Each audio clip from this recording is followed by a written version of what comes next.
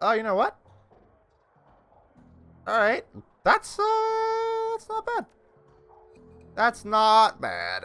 I'll take it. So wait, are we an orc? Yeah, okay. Oh yeah, I thought I picked troll. But I guess I'm crazy. Oh, big boy. Yeah, I want to talk to... Whoa, who's that? Posted at the doorway to the VIP section is a tower of troll muscle wrapped in an impossibly tailored suit.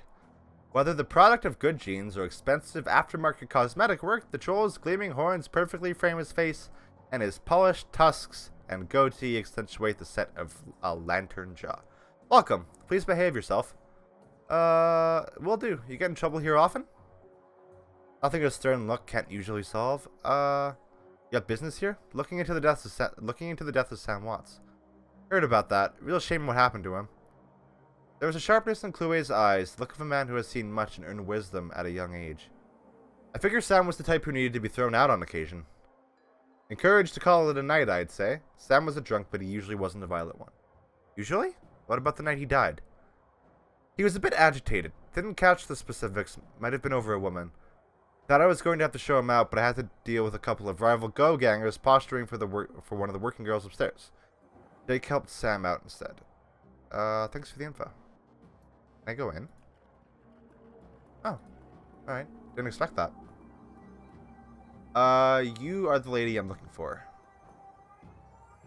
Oh, look at her. She's cool. Mrs. Kubota watches you cross the room, sizing you up as you approach. As you get closer, you can see that she's a mixed race. Why do you gotta point that out? African and Japanese. Her demeanor says, "This is my house, mess with it at your peril."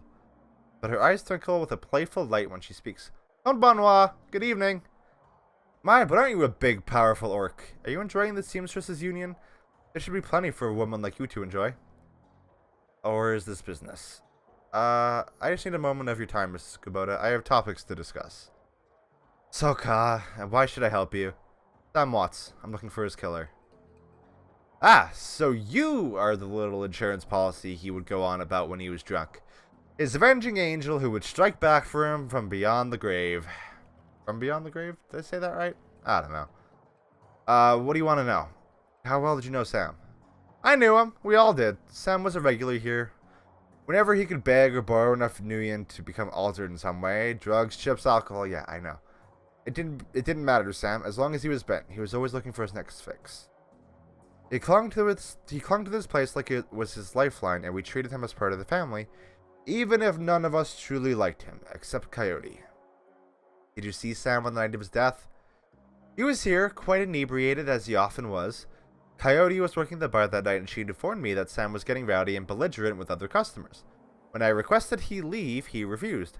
My bouncer, Mr. Clue, was off dealing with another issue, so I requested that Jake escort Sam out the back door to the alley. That was the last I saw of either of them. Why is this place called the Seamstresses Union? During the gold rush years, there was a census, and the politicians wanted as high a number as possible to gain power and revenue. To bolster their numbers, they decided to include all the working girls, of which there were many, to the rolls. However, given the times, they could not list the girls' true occupations, so they entered them all as seamstresses. Seamstresses. Yeah. When a girl accumulated enough money to open her own place of business, she named it the Seamstresses Union, so potential workers would know that they would be treated fairly there, and thus a rich tradition was born. So you're a former seamstress?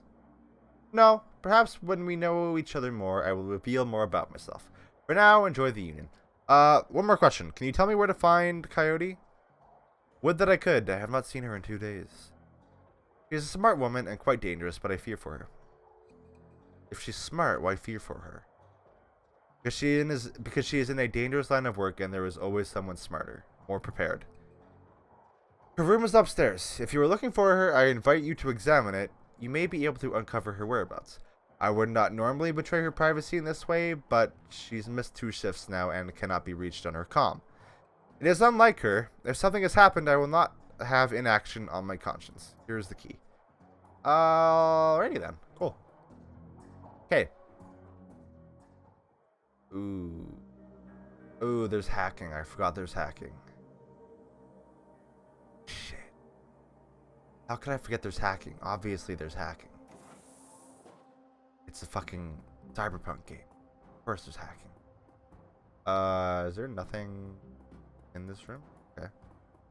Strange. Oh, I think that's part of a side quest later, now that I think about it. Oh, that's a nice room, actually. Wow.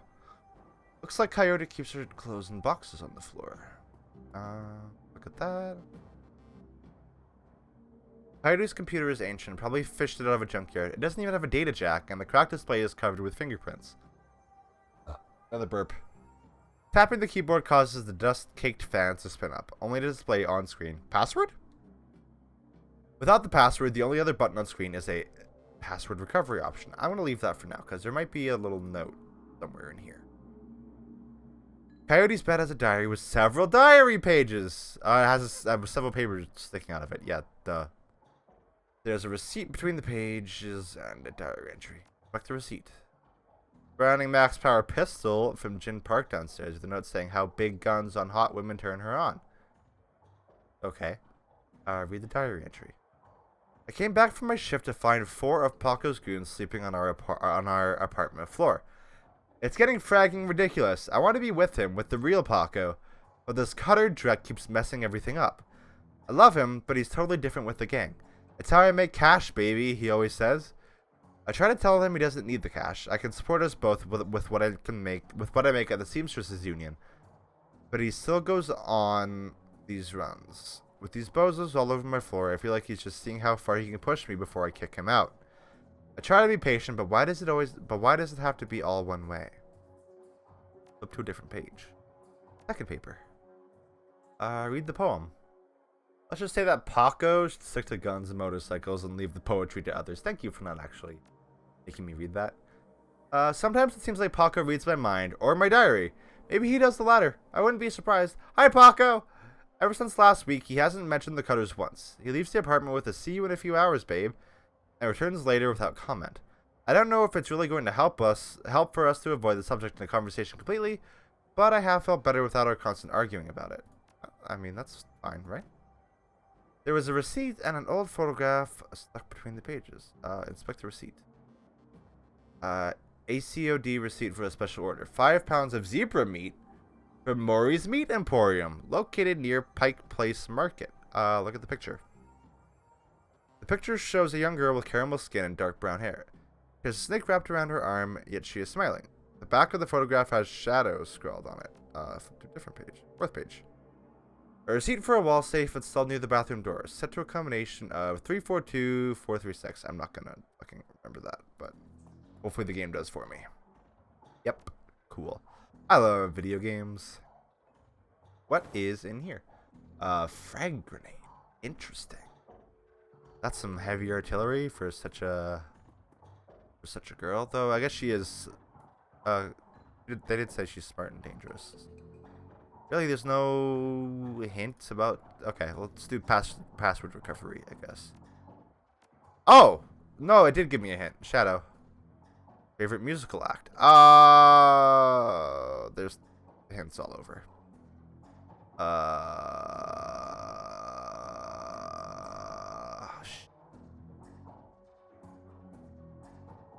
How am I supposed to know that one? Guess?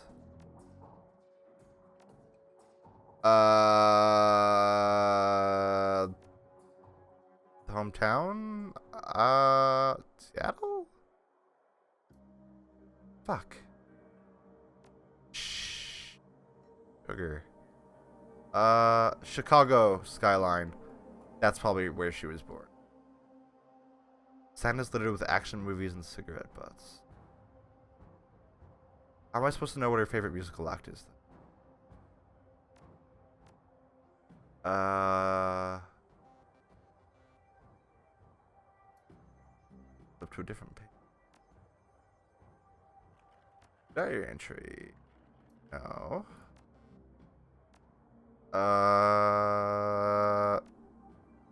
Look at the picture.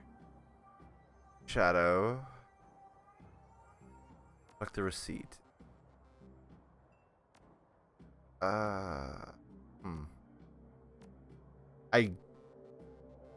guess I'm just supposed to guess that one. Maybe. So Shadow.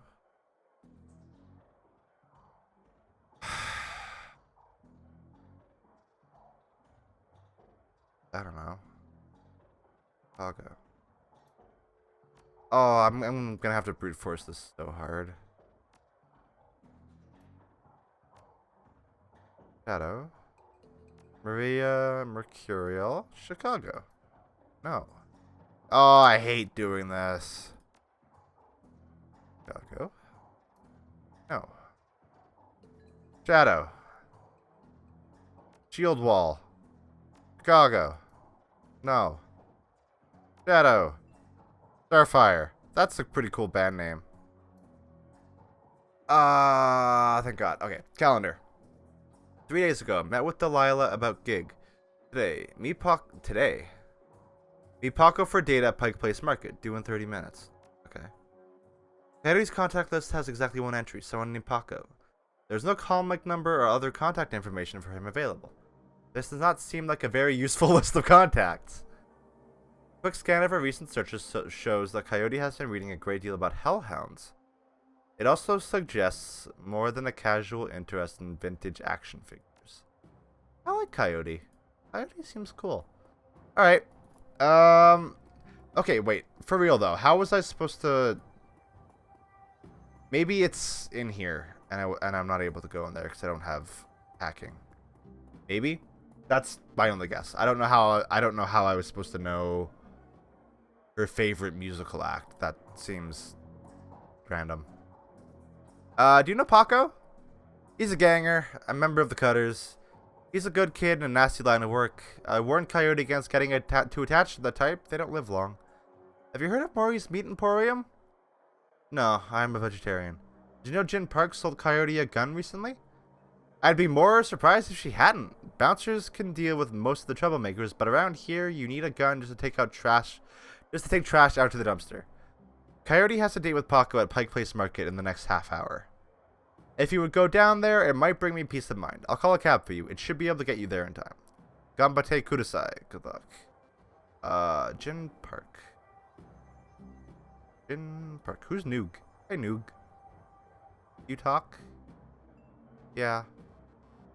Oh, you're... I would like to view your wares. You have nothing for me. What about Johnny Clean? You probably got some weapons, right? The man is dressed like a janitor, but is wearing unusually clean overalls. He's tall, rail thin, and has a cunning look in his eye that says he's more than just a maintenance man. Yeah, first time just getting to look at the place. Well, enjoy yourself. This looks like your type of place. I'm just sweeping up a bit. Alright. That's, like, suspicious, right? Are you Jin Parks? Yes, you are. Hello, I would like to have words with you. Did you sell a Browning Max Power to Coyote, the bartender? Hey, lady, I'm discreet. I don't talk about what my clients or what they buy. That's not a good sentence. Bad for biz. However, I'm sure she would recommend me if she was a customer, which I'm not saying she is. She can't recommend you if she's dead. Did she say anything about why she wanted it? All she said was that she was looking for stopping power. He's back on the drama. Yeah, I mean, sure, I'll look at what you got. Should I just grab a sword just, you know, for safety? I feel like I should grab a sword just for safety. Or I guess it's a machete, but, you know, same diff. Alright. Cool. Alright, let's go find Coyote, I guess.